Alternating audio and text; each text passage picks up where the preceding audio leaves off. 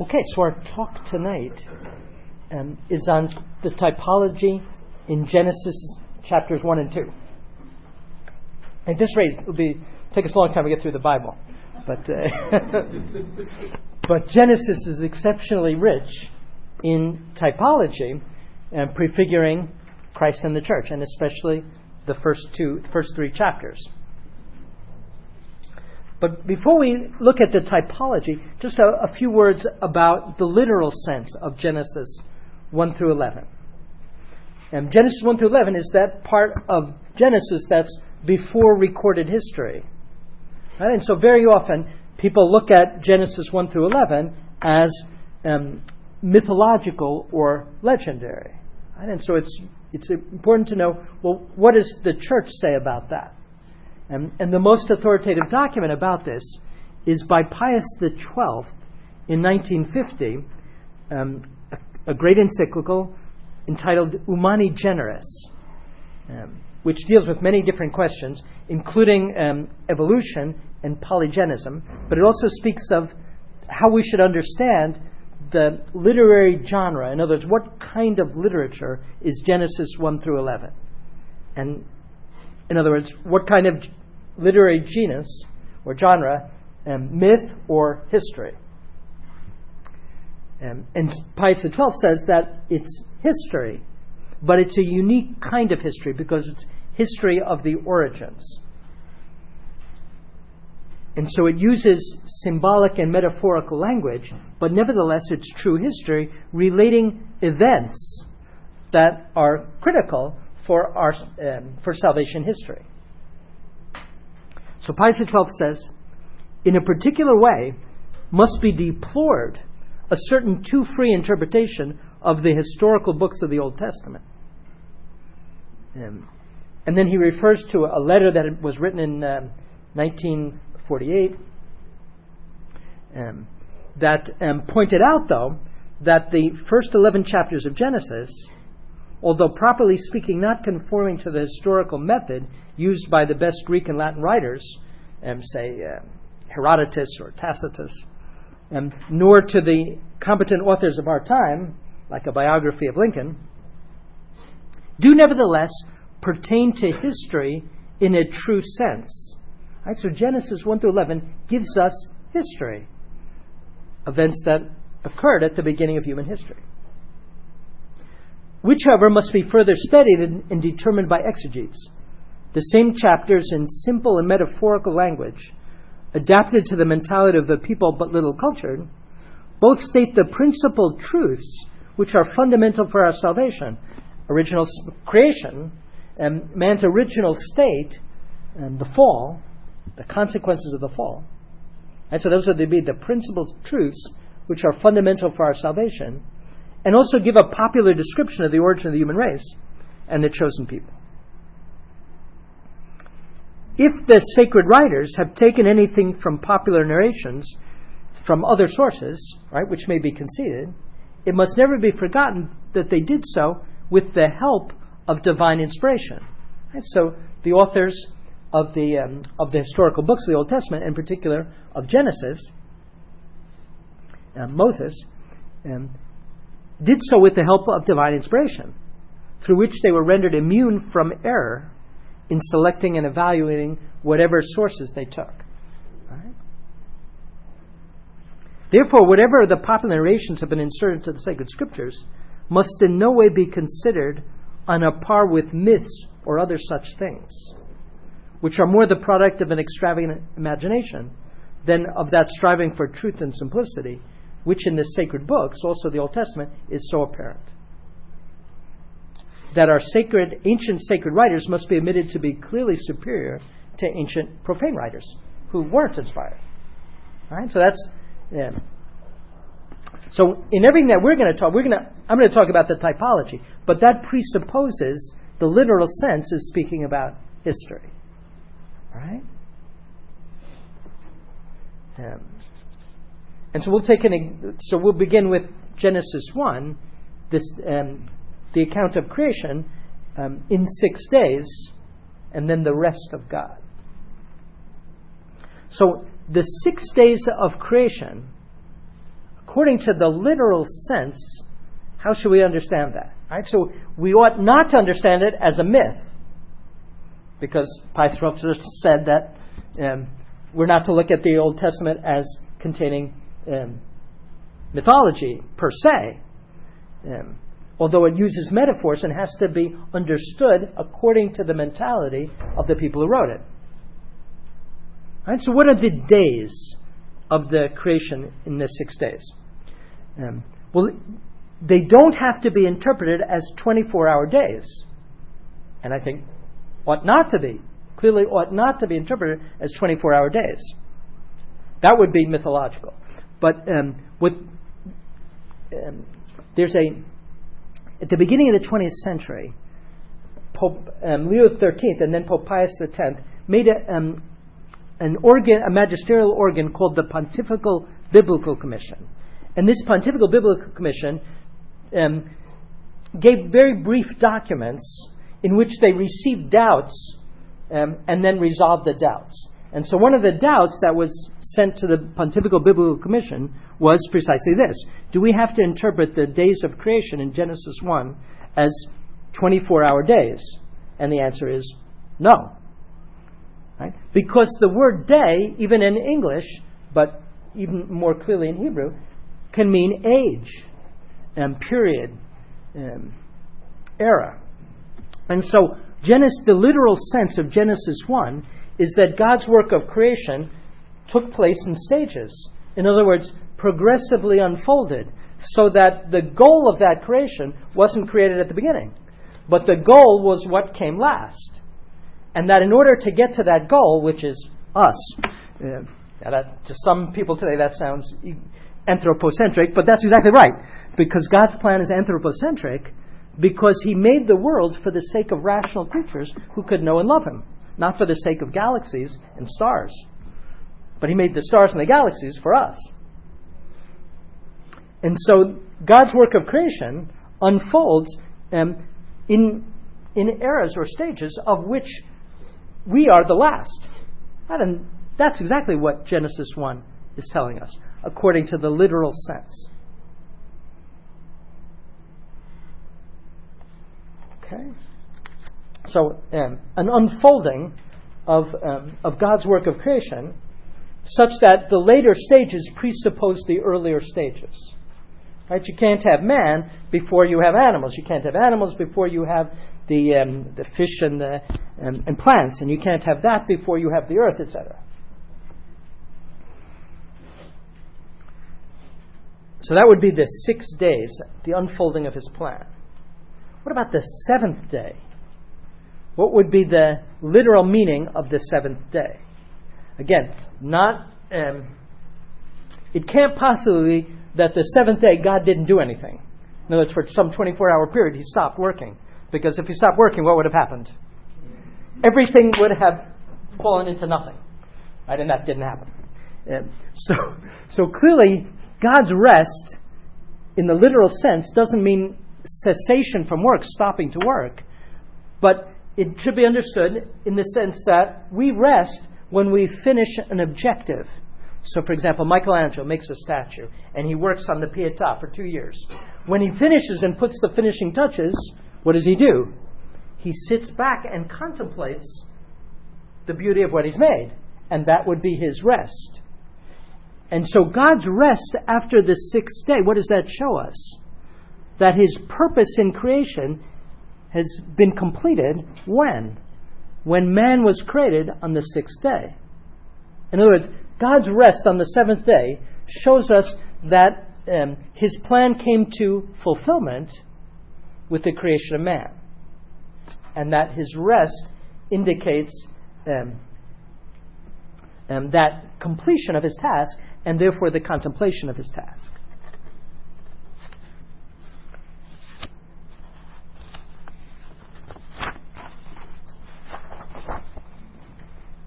That would be the literal sense. But that seventh day also has more than a literal sense. It has a typological sense, in which God's resting is the model for man's resting.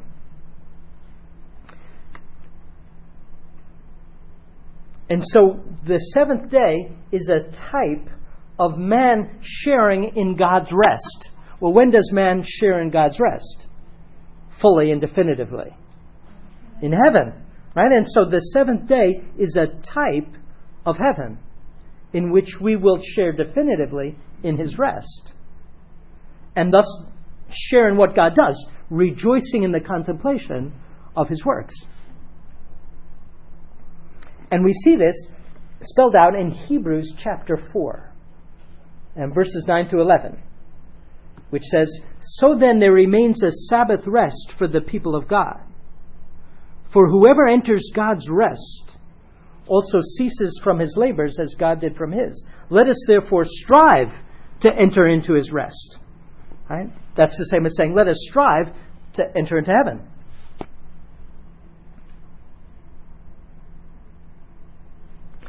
So that would be one sense of God's resting.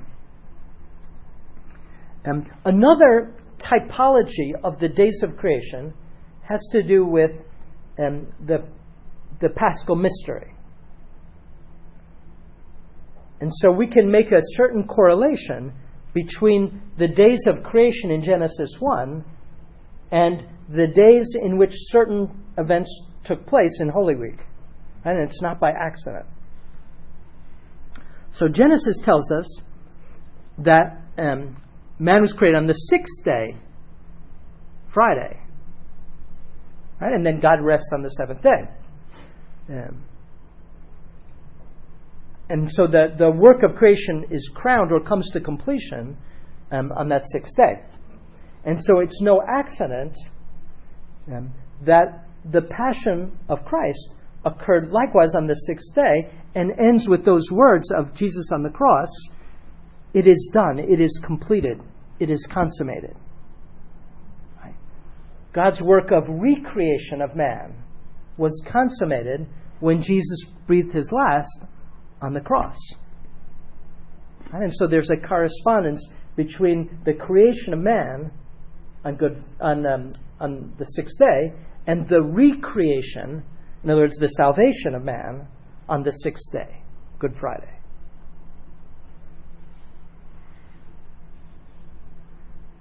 So St. Irenaeus, a great father of the 2nd century, writes, "The Lord, therefore, recapitulating in himself this day, the sixth day, underwent his sufferings upon the day preceding the Sabbath, that is, the sixth day of the creation, on which day man was created, thus granting him a second creation by means of his passion, which is that creation out of death unto supernatural life."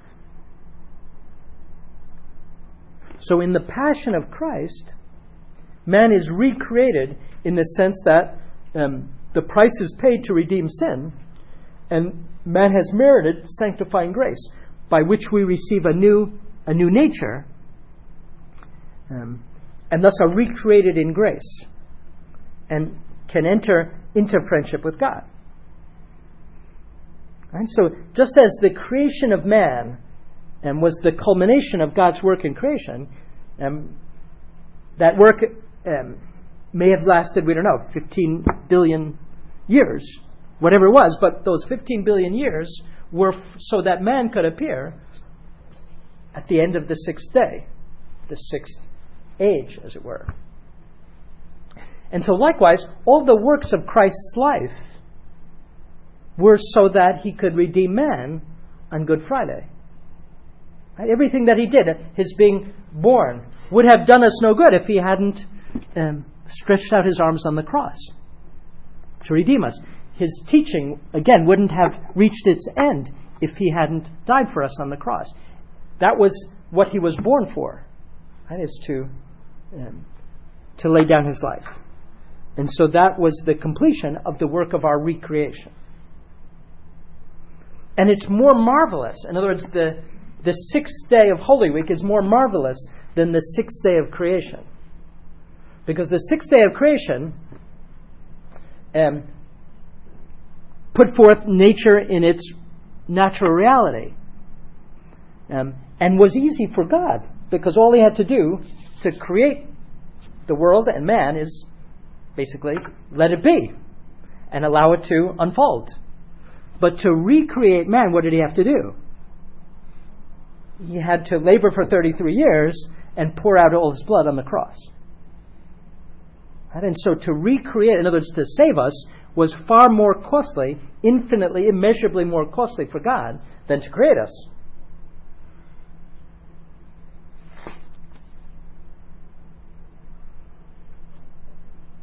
All right, so that would be the typological meaning of the sixth day, pointing forward to Good Friday.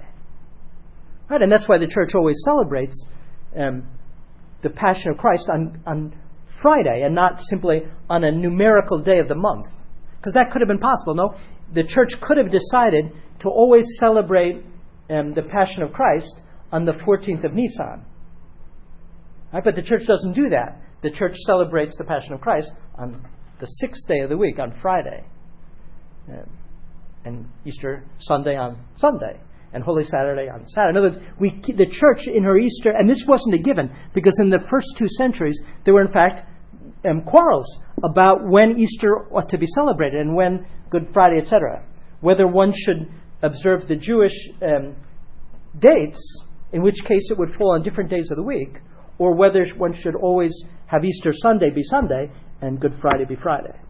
And that was the second option that was chosen. And I think it's for this reason precisely, so that the liturgy points out that typology of the days of creation and man's recreation. What about the seventh day? Right, so the seventh day, God's rest, would correspond to Holy Saturday. And so there too, there's a beautiful parallel. On Holy Saturday, what does Christ do? So his body rests in the sleep of death, but his soul goes to open the gates of heaven to all those who are awaiting him, all those who died in the grace of God before him, like St. Joseph, John the Baptist, and then all the way back to Adam and Eve. Everyone who was waiting for him, he opened the gates of the beatific vision. So his body rested, but his soul continued his work. But in any case, his body rested. And so Holy Saturday is the day of rest in that sense. No work being done by Christ here on earth. It's been finished and completed.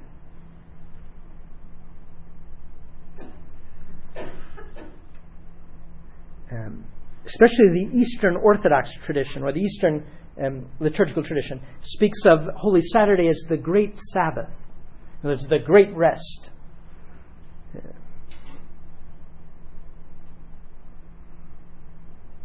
And the liturgy of readings for Holy Saturday, if any of you pray the Divine Office, the Office of Readings for Holy Saturday is one of the most magnificent readings. It's an anonymous text, we don't know who wrote it, from the 3rd or 4th centuries, from the early church, that speaks of this great silence in which our Lord's body rested in death. Today a great silence reigns on earth, a great silence and a great stillness. A great silence because the King is asleep in death.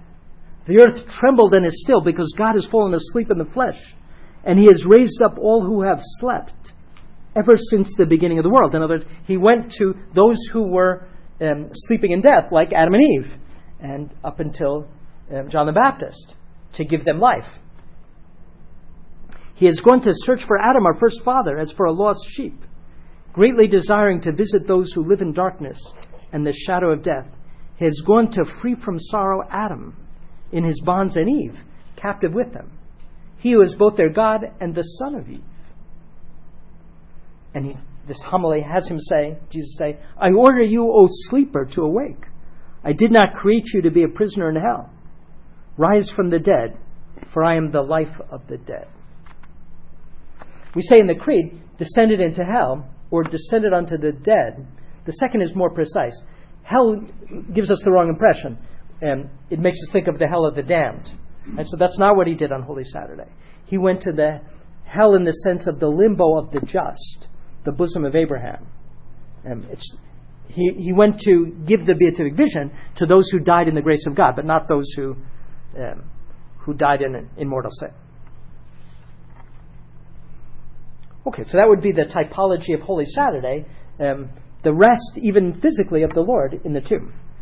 And then Sunday, Easter Sunday, corresponds to the first day of the week. So what would be the meaning of that?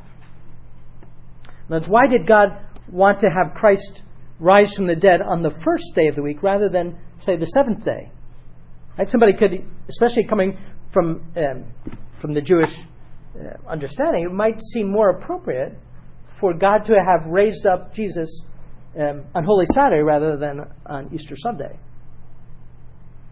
Yeah.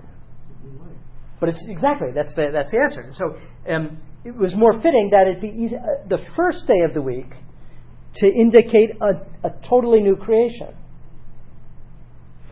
So it's both the first day or the eighth day, however how you choose to count it, to signify a new beginning.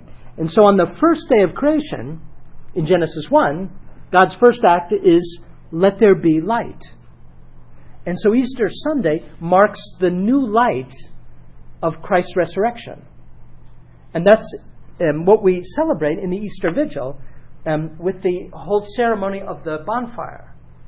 And so the bonfire is lit out in the foyer of the church, out in the outside the church, and from that the Paschal candle is lit, and we say Lumen Christi, the light of Christ. Right? And from that candle, all of us get our candles lit to show that from the resurrection of Christ comes faith in the whole world to every one of us. And so we all receive our light in our candle from the light of the Paschal candle being signifying the light of Christ and the light of his resurrection and faith in his resurrection.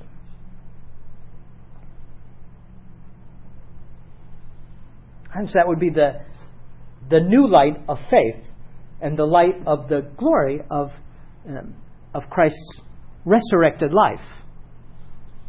And so that would be the correspondence of the first day, natural light, and the eighth day, if we like, or Easter Sunday, supernatural light of faith, and the supernatural light of glory. And that's what we celebrate every week on Sunday. And that's precisely why there was the translation of the Sabbath from Saturday to Sunday, to signify a new beginning and therefore a new covenant and a new glory that's entered this world. There's a beautiful document about the meaning of Sunday by John Paul II called Dies Domini, the Day of the Lord. And at the beginning of it, he explains the typology of Sunday as celebrating the original creation of light, the recreation through Christ's resurrection, and also anticipating the light of Christ's second coming and the new heavens and earth. And so every Sunday has those three aspects of looking back to the original creation, the new creation in Christ's resurrection, and the second coming. So John Paul II says, it is Easter which returns week by week. Right? That's the meaning of Sunday. Every Sunday is a miniature Easter, celebrating Christ's victory over sin and death, the fulfillment in him of the first creation, and the dawn of the new creation, the creation in supernatural grace. It is the day which recalls in grateful adoration the world's first day and looks forward in active hope to the last day when Christ will come in glory and all things will be made new. Therefore, in commemorating the day of Christ's resurrection, not just once a year, but every Sunday, the Church seeks to indicate to every generation the true fulcrum or center of history. Right? That's Easter Sunday. That's the center of history. And so we make it the center of our lives by have it punctuating our week and our year. The true fulcrum of history to which the mystery of the world's origin and its final destiny leads. And so every Sunday we should think of that first day and that final day. And that's what Sunday is giving us a commemoration of.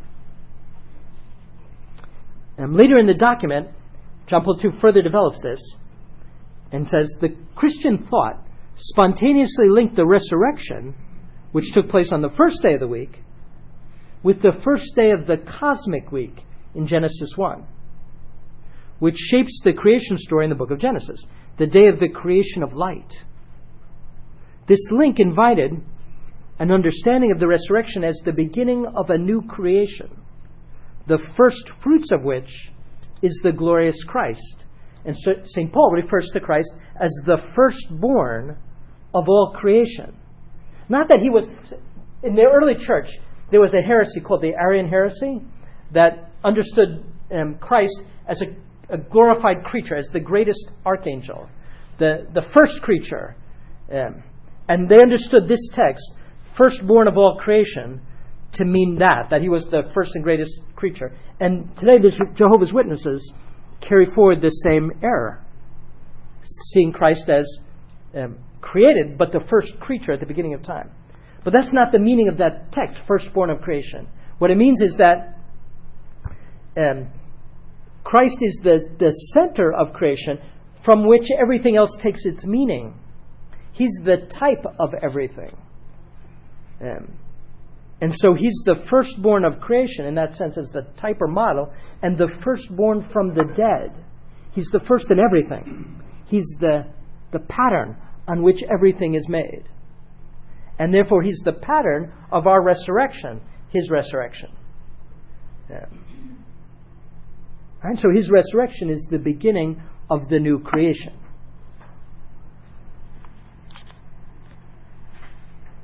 Now, as we said before, God could have made his resurrection happen on Saturday rather than Sunday. And in that case, if that had been the case, then the Christian day of rest would coincide with the Jewish day of rest. And we might think that would be better for all kinds of reasons. It certainly would make life easier perhaps for Hebrew Catholics. And the whole early church were Hebrew Catholics. But we can see already in the Acts of the Apostles that wasn't the case. That in the Acts of the Apostles, Mass was celebrated in a solemn way, we see in various texts, on the first day of the week, not on the seventh day. We see that, for example, when St. Paul was in Troas, I believe, celebrating Mass before going to Jerusalem, where he was going to be imprisoned, and saying farewell to the community, sort of like Benedict did today, saying farewell to all his disciples.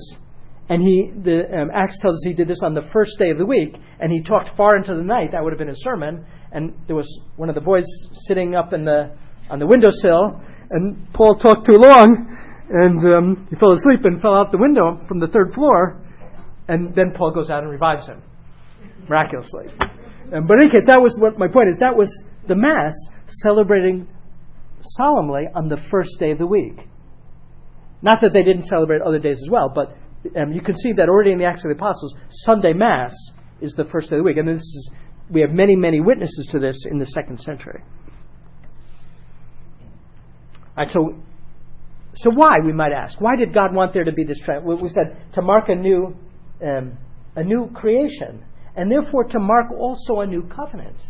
So the fittingness of Christ rising on the first day was also to make a change. So that change in the day of rest is significant, because the change in the day marks a change in the covenant, and therefore a change in the means of sanctification, which now come to us through the sacraments of the church. Right? And so that's even though at first sight somebody might think it's just an accident, no, it's a very significant type, right? The type of the translation. And Hebrews develops that there's a new covenant and therefore a new law and a new priesthood. No longer the priesthood according to the line of Aaron, but now the priesthood according to the line of Melchizedek, which is the priesthood of Christ. And if there's a new priesthood, there's a new sacrifice. No longer the type, the sheep or lamb or goat or bull, but the Lamb of God. And so likewise, there's a new day of the Lord. And so it would be it would be to fail to, for example, some Protestant groups and denominations wanted to go back to the seventh day as the day of rest. That would be to miss entirely the transition. And the same danger, I think, happens in some Messianic Jewish communities, privileging the Sabbath rather than Sunday.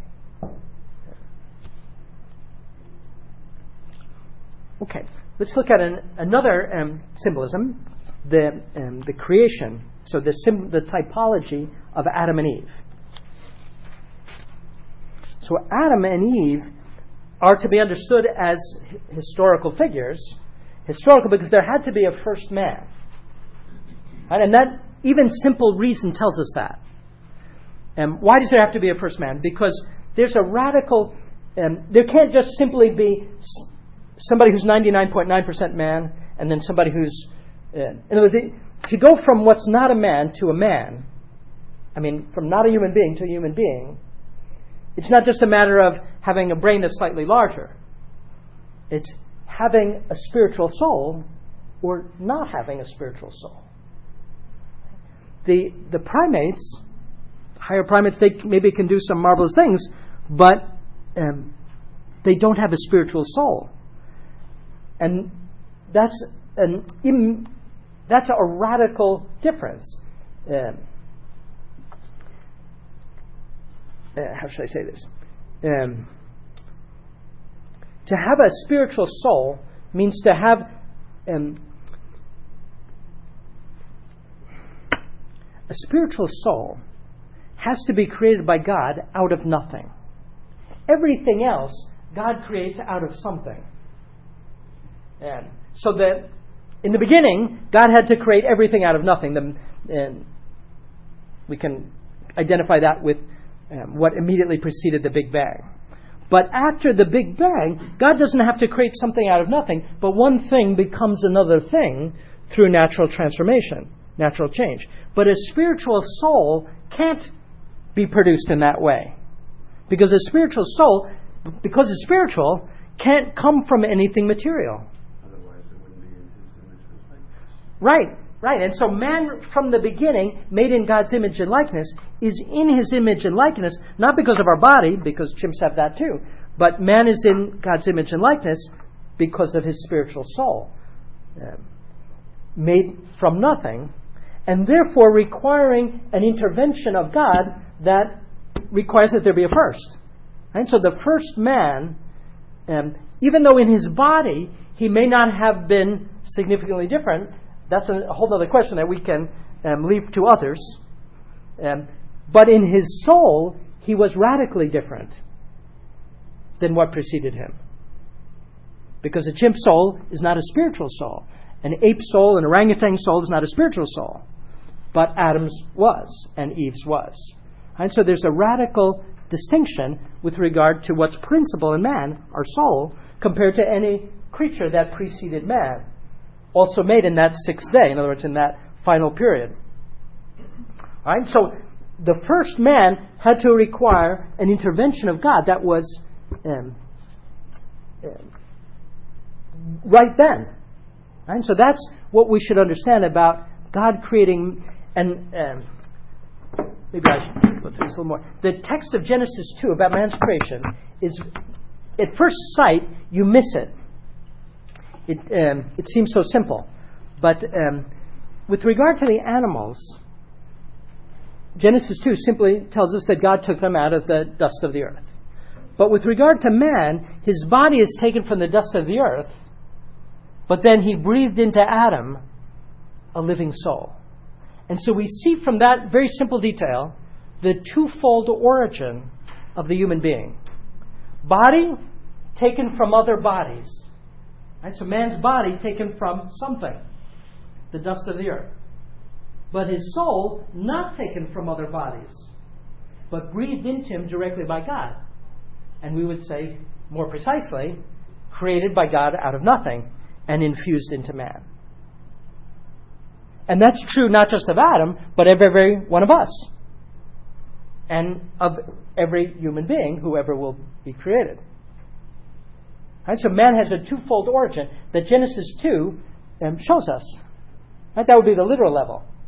But the animals don't have a twofold origin. They have a single origin. Their bodies are from other bodies. And their soul emerges when there's the right disposition of their body with the union of the sperm and the egg of their parents. And so the first man, so there must have been a first man. Right? So reason 2 can show us this. Now that first man, so is at one and the same time an historical reality, but also a type of the man. And so Christ is the man. Adam also means man. Right? So in some sense, Adam is the man by being the first head of mankind. But Adam himself is a type of a new head of mankind in which man will be reconstituted. And it's interesting that when Jesus refers to himself in the Gospels, what title does he use? The Son of Man, which in Hebrew means the man. Right? The Son of Man is a kind of way of referring to a kind of species. And to say the definite article, he's saying he's the man because he's the new Adam. And St. Paul brings this out in Romans chapter 5 on original sin. And he speaks of death reigning from Adam to Moses, even over those whose sins were not like that of Adam. In other words, even over children who die in infancy before they've ever sinned. So death reigned after Adam, who was a type of the one who was to come. So St. Paul uses the word type. And the one who is to come is the Messiah. But the free gift is not like the trespass. For if many died through one man's trespass, much more have the grace of God and the free gift, in the grace of that one man, Jesus, abounded for many. So St. Paul establishes a parallelism between Adam and Christ. From Adam was meant to come grace to all. But instead of that grace, what came? The lack of it and death. And so Adam was given the gift to pass on grace and immortality to us, but failed to do so. And so there's a new head from which grace abounds to us better than even death comes from Adam. The positive always overweighs the negative in God's plan.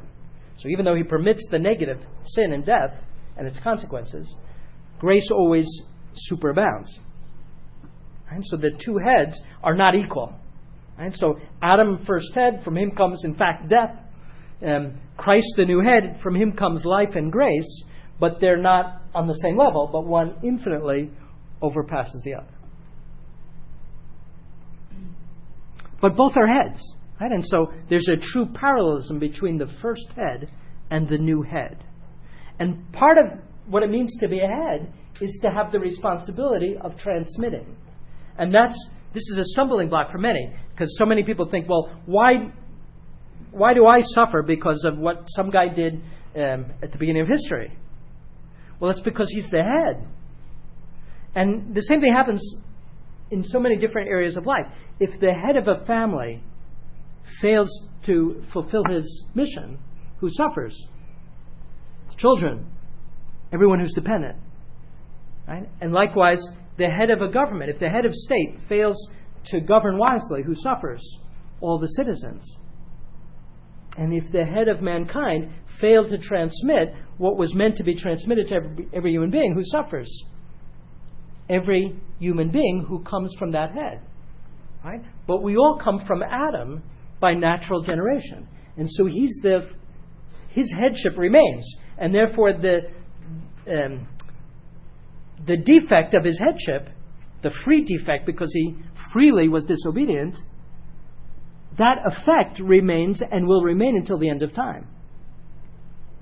Right? Because headship implies responsibility. And a universal headship implies universal responsibility. But Christ, thanks be to God, is the new head, and he transmits infinitely more than was that the first Adam failed to transmit. Yeah. And so grace superabounds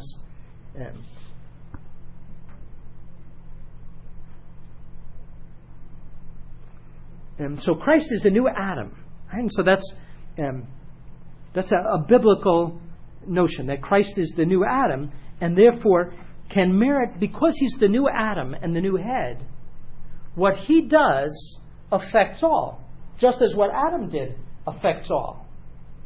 Right? And so this is why Christ, dying for us on Calvary, does something that affects all, or at least potentially affects all, right? As the new head. And so Christ, everything that Christ was in his humanity, is in his humanity, and did, he is and did for us. And for example, Christ rose from the dead. That rising was for us. And so his rising is the proof of our rising. The grace in his humanity is the grace that's for the whole mystical body. And so Christ as the new Adam is the new source of every gift to us. Right? And the new model of everything that we're to aspire to. St. Thomas Aquinas has a beautiful theology of Christ as the head of mankind, and therefore all the grace. So Christ's humanity had to be filled with grace. John, in the first chapter of his gospel, tells us that he was full of grace and truth. Right. For whom was he full of grace and truth? For us, for his mystical body. So every grace that was to be received by anyone in the church, by his mother, by John the Baptist, by anyone, whether they lived before or after Christ, first had to be in Christ. And that's the treasury from which it's dispensed to us.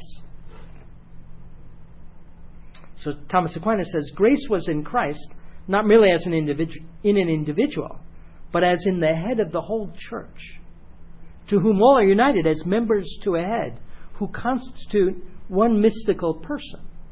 Right? That's what baptism does. Baptism engrafts us into Christ so that we have access to what was in his humanity, progressively.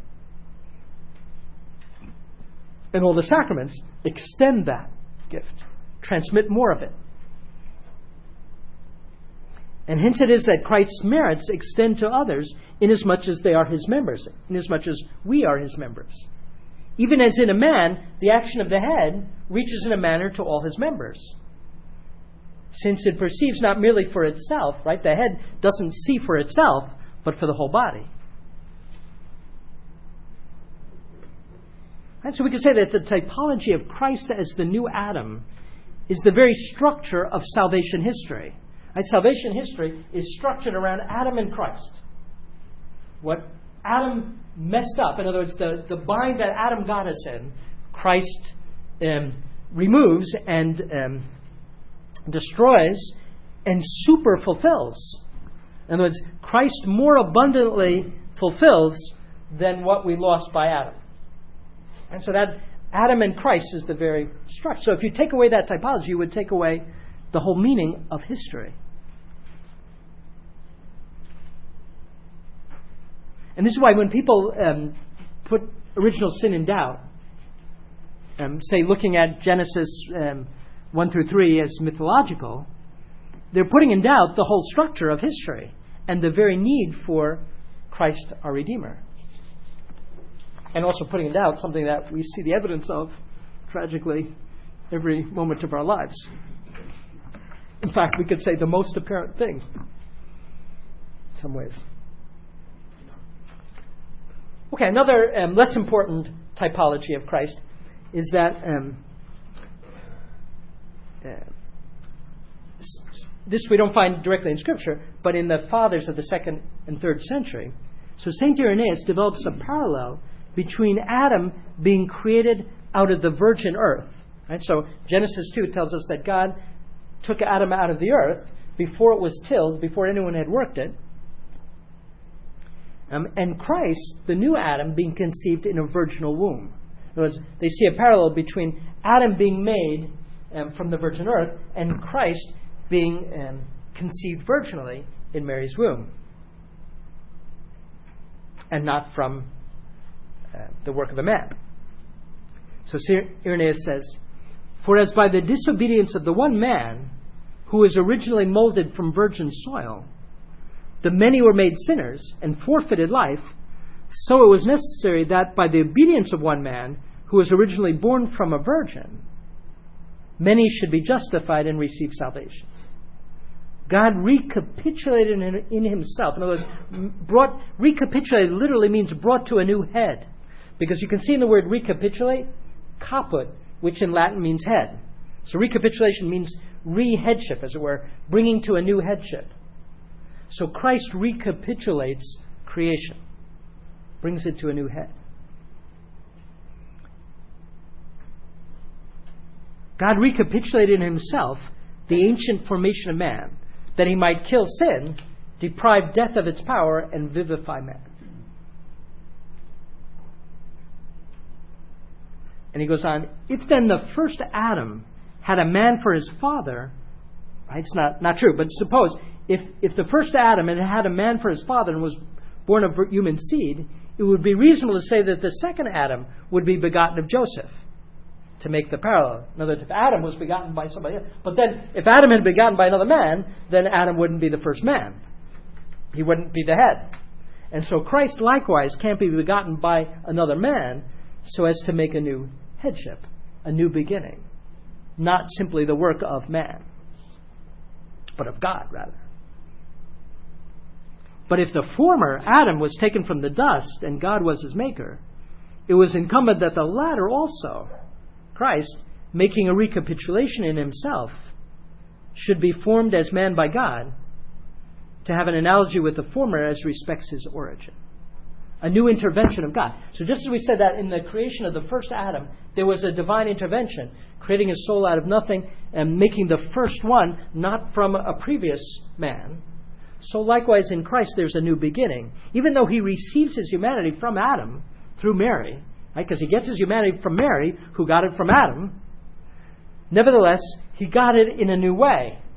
Not by human generation, but by a divine intervention, the virginal conception.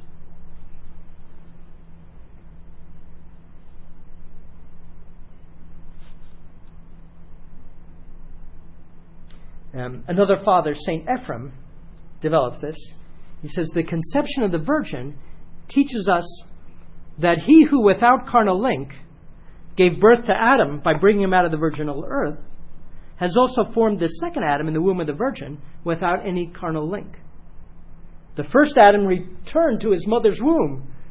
Dust thou art, to dust thou shalt return. Right? So when Adam died and was decomposed, he returned in that sense to his mother, the virgin earth. Through the second Adam, who did not return there, but rose, right, who didn't decompose in the tomb, he who had been buried in his mother's womb was taken out again. Adam was revivified. All right. Not yet his body, that we wait for the last day, but already his soul. Okay, now if Christ is the new Adam, it's reasonable that there also be a new Eve, right? There's got to be a new Eve. And this is brought out in Genesis 3:15. Genesis 3:15 speaks of a woman, but who's not Eve, but is compared to Eve. Did I give you the text of...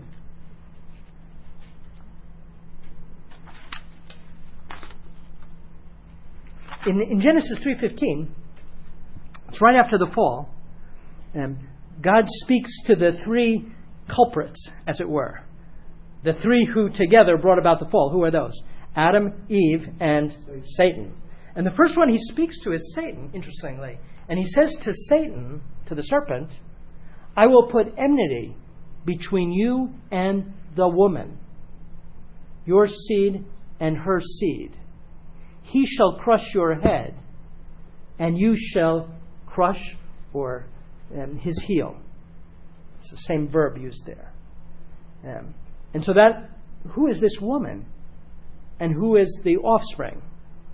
And so that's the offspring who crushes Satan's head is the new Adam, Christ. The woman has to be the mother of the new Adam, Mary.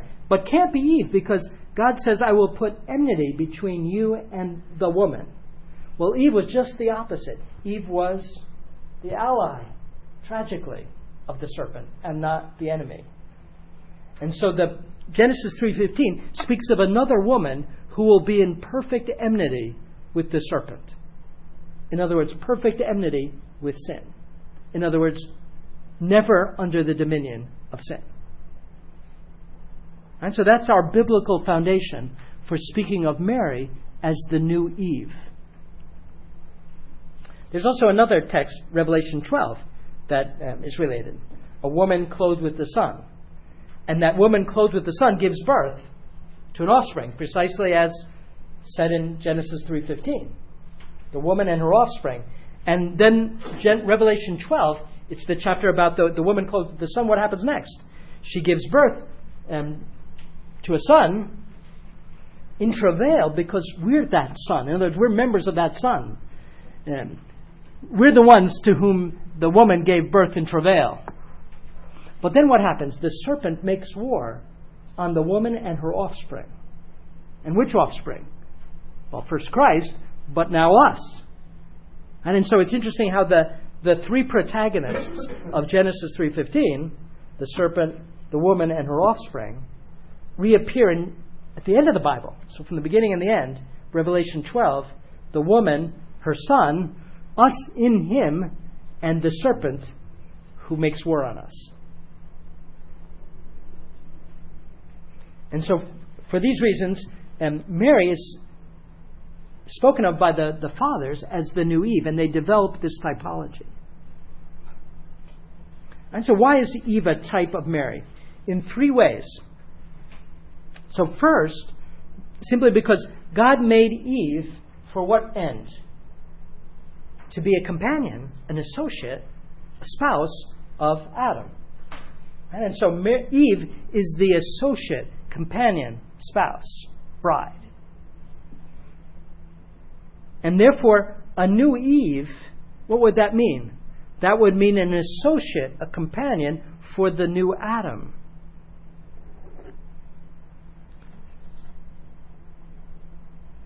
Right? And so, just as Adam's work was to transmit grace, and so Eve was created to be his associate in the transmission of grace. But of course, what happened? She became not his associate in transmitting grace, but his associate in the failure to transmit grace. And so the new Eve will have to be likewise the associate of the new Adam in not transmitting grace, because grace has been lost, but in reconquering grace. And this alludes to Mary's title as the co-redemptrix. Co doesn't mean equal, it means with. And so just as Eve wasn't equal with Adam, now that gets feminists upset, but we see it, that it was Adam's fall by which original sin is transmitted to us. Not Eve sinned first, but we see that Adam is the head because we speak of our being affected by Adam's fall because he was the head. Eve had a responsibility because she was his associate. Yeah. But it was his fall that brought us down.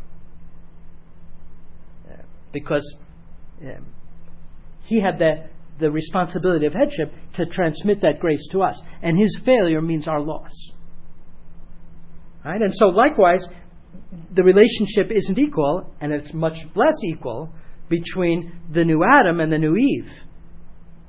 Because one alone, the new Adam, is man and God, and the new Eve is just the perfect creature, but not God. But in any case, so that's the first parallelism between Eve and the new Eve.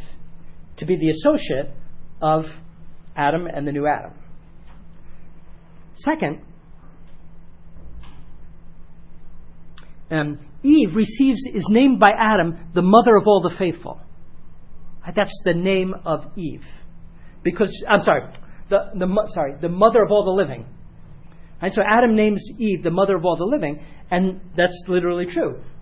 Every one of us is descended from Eve's womb, right? That cradle of human life from which we all trace back.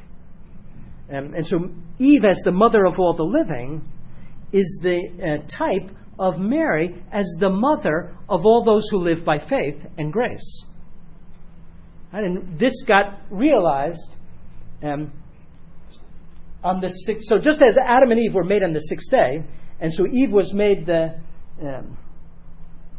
mother of all the living at her creation on the sixth day, so the new Eve became the mother of all the faithful, the mother of all in the line of grace. When? At the foot of the cross. So on Good Friday, likewise on the sixth day. Right? So Mary becomes the mother, our mother, and the mother ultimately of every human being who's potentially called. Every human being is called to be a member of Christ. And therefore Mary is the mother not only of all the faithful, but of all humanity. And called to grace. And she received that at the foot of the cross. Right? When Jesus said, "Woman, behold your son," referring to the beloved disciple, and we too want to be beloved disciples, and then to the beloved disciple, "Behold your mother." Right? And so we see ourselves there in John, the beloved disciple. And it's for that reason, it seems fitting, that the beloved disciple isn't called John, but with this name that is open to us, beloved disciple, so that we can be inserted there. And then finally, Eve is a type of Mary by opposition. This is what we find what's most obvious. So Eve is a type of Mary, not by similarity, that would be the first two ways, but by total opposition. So what Eve fails to do, Mary does. And what so by diametrical opposition. As Eve brings about our fall by entering into alliance with Satan, so Mary brings about our redemption by her total enmity with the serpent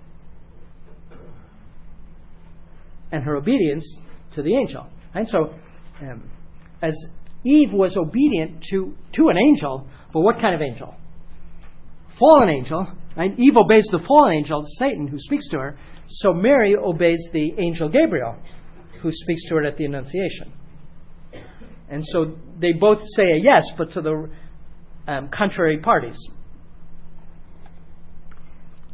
Justin Martyr develops this in the mid-2nd century. So this would be the first development of the theology of Mary as the new Eve. And it's his dialogue with the Jew Trypho. A very interesting work, full of typology. And he says, he became man, so Jesus became man by the Virgin, in order that the disobedience which proceeded from the serpent might receive its destruction in the same manner in which it derived its origin.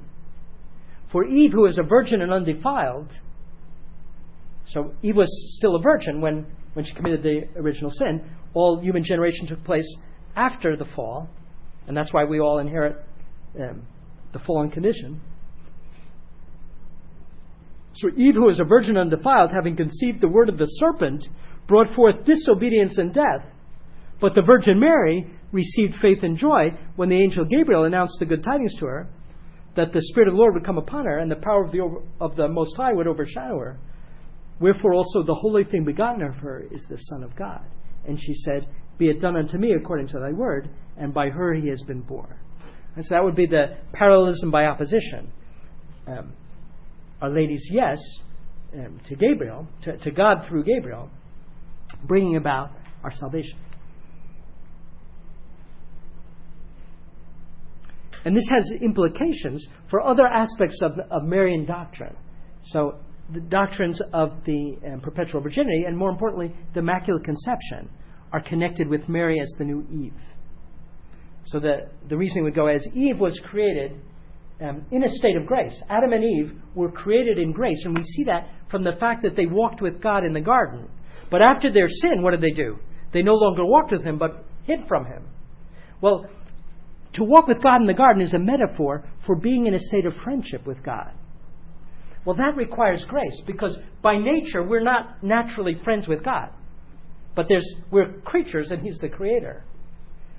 It requires supernatural grace to bring us into a level of a certain equality with God so that we can walk in friendship. Every friendship requires a sharing of life. Right? You can't have a friendship if there's no sharing of life. But does man naturally share the life of God? No way. We're infinitely below the life of God in our nature. And so Genesis 3, the fact that they did walk with God, but they no longer could after the sin, shows us that Adam and Eve were created in a state of grace. Now, Adam and Eve were created in a state of grace so that they could transmit that grace to us. So they had a mission. And the argument goes like this. Whenever God gives a mission, He gives a grace that's proportionate to the mission so we can accomplish the mission. And so from the mission, you can tell the grace that has to be there. All right, who has a more important mission? Eve or Mary? Eve's mission is to help transmit the grace freely received.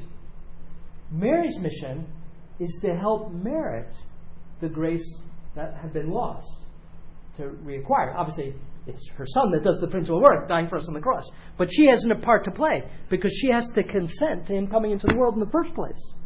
And then she has to consent a second time at the foot of the cross. So Mary is she's the associate of the new Adam.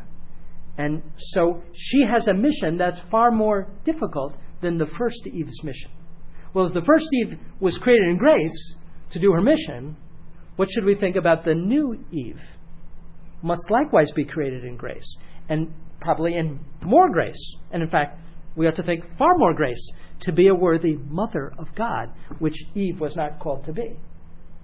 And so this is the argument that theologians use for the Immaculate Conception. If Eve was created in grace, such that she was never without grace, then Mary likewise must never have been without grace. And it's connected with Genesis 3:15. I will put enmity between you and the woman. Enmity means opposition. And thus, from that, again, the Immaculate Conception. Mary never being under the power of Satan, but always being in opposition to him through grace. St. Irenaeus further develops this, the typology of Mary as the new Eve, in his Against the Heresies. He says, in accordance with this design, Mary the Virgin is found obedient. But Eve was disobedient, for she did not obey when she was yet a virgin. And even as she, having indeed a husband, Adam, but nevertheless as yet a virgin, having become disobedient, was made the cause of death, both to herself and to the entire human race. Not the entire cause. No, she's a subordinate cause. Adam's the principal cause. But nevertheless, she's a cause of death. So also did Mary, having a man betrothed to her, and being nevertheless a virgin, by yielding obedience, became the cause of salvation, both to herself and to the whole human race. And here we need to say the same thing. She's the cause of salvation, yes, but only subordinate cause, her Son being the principal cause. But she's a real cause of it, because she truly participated and cooperated, enabling him to come in the first place by saying, be it done unto me according to thy word. And thus it was that the knot of Eve's disobedience, St. Irenaeus says, was loosed by the obedience of Mary. For what the Virgin Eve had bound fast through unbelief, this did the Virgin Mary set free through faith. That's a beautiful typology, both similarity and even greater difference.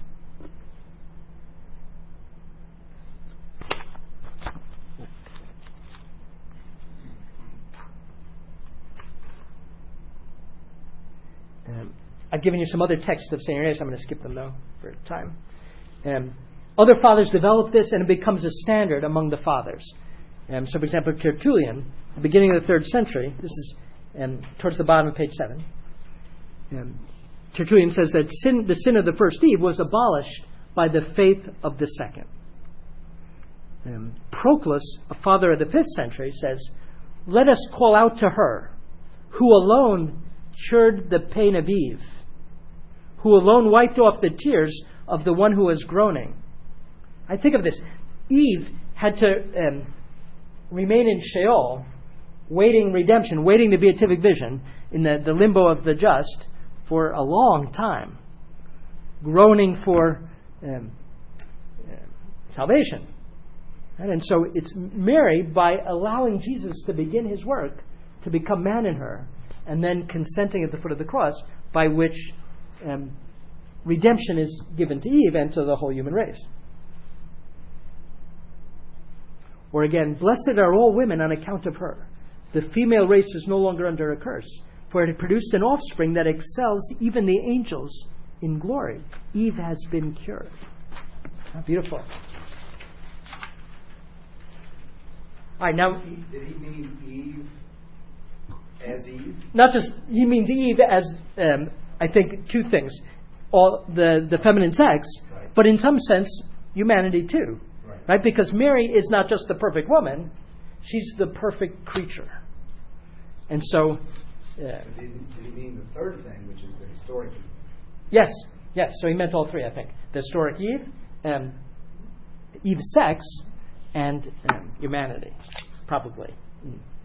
I'm not sure, but all three of those would be true. Based on perhaps her contrition, shame. Right. Yeah, Scripture doesn't tell us, but the tradition of the church always shows Adam and Eve being taken out of limbo by Christ on Holy Saturday. And so we should think that Adam and Eve are now beholding the beatific vision. But they had to do penance for a long time.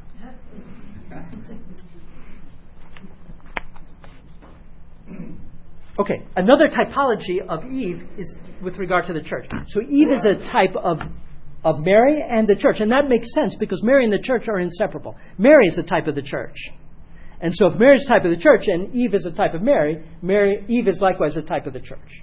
So let's look at that briefly. And this we see in the account of the creation of Eve from Adam's side.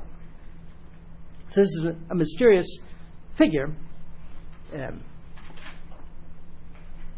Now, the fact that Adam and Eve are types of Christ and the church is given to us directly by St. Paul in Ephesians 5, the text often used at weddings. Wives, be subject to your husbands as to the Lord. And then he goes on, husbands, love your wives as Christ loved the church and gave himself up for her, that he might sanctify her, having cleansed her by the washing of water with the word, that's baptism, that he might present the church to himself in splendor, without spot or wrinkle or any such thing, that she might be holy and without blemish. And then he quotes Genesis 2:24. For this reason a man shall leave his father and mother, and be joined to his wife, and the two shall become one flesh. This mystery is a profound one, and I'm saying it refers to Christ and the church. And so what St. Paul is saying is that Eve is a type of the bride of Christ, the church, and Adam a type of the bridegroom, Christ. And this is the basis of the sacramentality of marriage, that the spouses are types of Christ and his bride and Christ's love for his bride. And so that means that the union of the first husband and wife, Adam and Eve, and the very institution of matrimony at the beginning of history were realities in themselves, but realities pointing ahead to Christ's espousing his bride on Calvary by purifying her, by shedding his blood so that she could be purified. Because baptism works through the merits of Christ's passion. Right? And so Christ on Calvary sanctified his bride and won his bride. And so that first matrimony of Adam and Eve is right from the beginning a type of that greater matrimony between Christ and the church. And the fathers bring out this even in the way in which Eve is said to be created by God in Genesis 2. So the church is the spouse of Christ, and the church is born from Christ's pierced side on Calvary. And so that the fathers see a connection there between the birth of Christ's bride, the church, from his death, and the birth of the creation of Eve from Adam's rib in Genesis 2.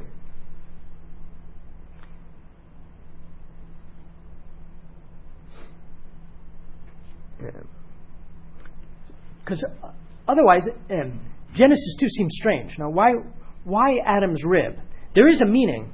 So on the literal level, the fact that Eve is taken from Adam's side, in the literal sense, shows that Eve is the companion of Adam, and that they walk side by side, that there's a fundamental equality between the spouses, and an intimacy of being mutually for one another. So that would be the literal sense. But the fathers discover a typological sense, and it would go like this: that as the first woman was taken from Adam's side as he slept in death from his rib, so Christ's bride is taken, as it were, from Christ's side as he slept in death on the cross. His side was opened up by the centurion, and John tells us that out of his pierced side came water and blood. Right? And again, on the literal level, that we should take that as simply a fact, that from his pierced side came water and blood. And doctors analyze this, and they tell us that corresponds to what happens in a crucified person, the liquid as well as the blood. But the fathers see in it also a typological sense, that water represents baptism, and the blood represents the Eucharist, which contains the blood of Christ. And baptism and the Eucharist are the two principal sacraments, the most important sacraments. Baptism as necessary for salvation, and the Eucharist as the source and summit of the church's sacramental life. And so the church is born from the sacraments. Without baptism, do you have a church? Right? There's no church, there's just Christ. But Christ gets members through baptism. And likewise, without the Eucharist, the church's life would be summitless and sourceless. And so the church is made and built up from baptism, the Eucharist, and the other sacraments.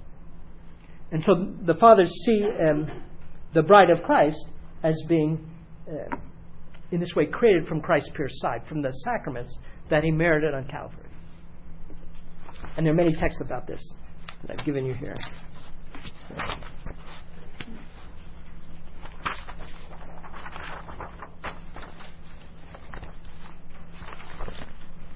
So, for example, St. John Chrysostom says, even Sacrosanctum Concilium quotes the Roman liturgy. It was from the side of Christ as he slept the sleep of death on the cross that there came forth the wondrous sacrament of the whole church.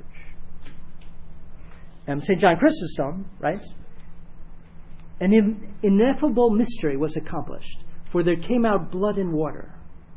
It was not accidentally or by chance that these streams came forth, but because the church has been established from both of these. Her members know this, since they have come to birth by water and are nourished by flesh and blood of Christ. The mysteries have their source from there. Mysteries is his word for sacraments. It's the Greek form of the word sacrament. The mysteries have their source from there, so that when you approach the awesome chalice, you may come as if you were about to drink from his very side.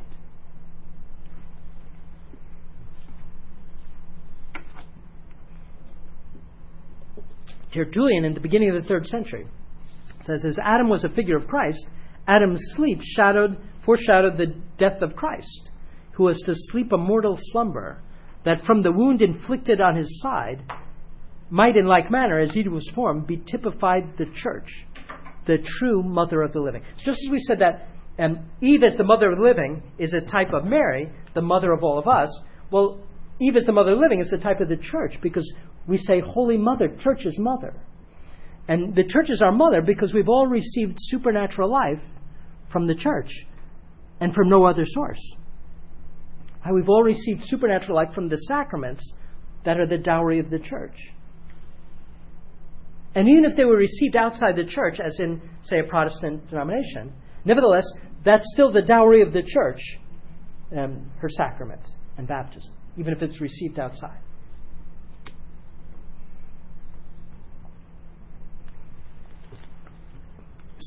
One father of the 4th century even makes a parallel between the fecundity of Christ's bride, the church, and the fecundity of Eve. Right? So Eve is the mother of all the faithful. The mother of all the living. So the church is fruitful. Is fruitful where? Precisely through her sacraments, and principally through the sacrament of the Mass, of the Eucharist. So he says, the Word, leaving his father, so just as in Genesis 2:24, Adam says that a man shall leave his father and mother and cleave to his wife. Well, Christ, the bridegroom, the new Adam, what does he do? He leaves his father, right, in the incarnation to be joined to his wife, the church, and slept in the trance of his passion and willingly suffered death for her, that he might present the church to himself glorious and blameless, having cleansed her by the washing for the receiving of the spiritual and blessed seed, which is sown by him who with whispers implants it in the depths of the mind. Right? That's his grace. The grace of the Holy Spirit. And is conceived and formed by the church as by a woman, so as to give birth and nourishment to virtue. And then he goes on to connect it with Calvary, but also with Holy Mass. In this way, too, the command increase and multiply, given to Adam and Eve in the beginning, is fulfilled in the church. The church increasing daily in greatness and beauty and multitude by the union and communion of the Word, who now still comes down to us and falls into a trance by the memorial of his passion. In other words, every Mass makes present Calvary, makes present that sleep of Christ in death. Even though he dies no more, it sacramentally makes it present so that the church can multiply her fruitfulness, so that the bride can be engendered. Otherwise, the church could not conceive believers and give them new birth by the washing of regeneration, unless Christ, emptying himself for their sake, that he might be contained by them, comes down again, as it were, from heaven and is joined to his wife, the church, so that all who are built up in him should grow up and receive of his bones and his flesh, that is, his holiness and his glory. Right? We're nourished by him in Holy Communion. And thus Christ continues to build up his bride from his pierced side every day in the sacrifice of the Mass and in Holy Communion. So it will conclude